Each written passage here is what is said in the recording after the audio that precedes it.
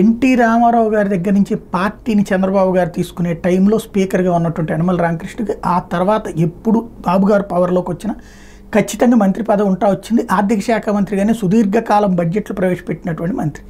అయితే ఈ దఫా మాత్రం ఆయనకి ఇవ్వలేదు.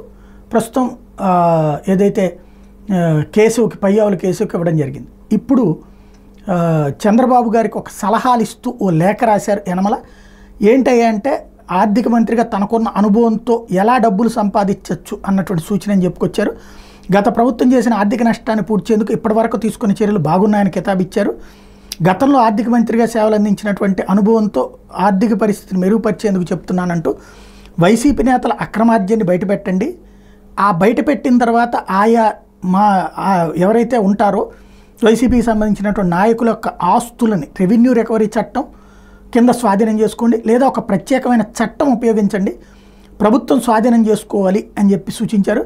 గడిచిన 5 ఏళ్లలో జగన్ సర్కార్ చేసిన ఆర్థిక నష్టాన్ని పూడ్చేందుకు ప్రస్తుత ప్రభుత్వం చేపట్టినటువంటి పురోగతి చర్యలు అభినందనీయమని అన్నారు. యనమల కొత్త ప్రభుత్వానికి 15 అంశాలను సూచించారు. మేనిఫెస్టో హామీల అమలుకు తోడ్పడుతూనే రాష్ట్ర ఖజానా ఆర్థిక ఆరోగ్యాన్ని ఈ సూచనలు మెరుగుపరుస్తాయని చెప్పారు.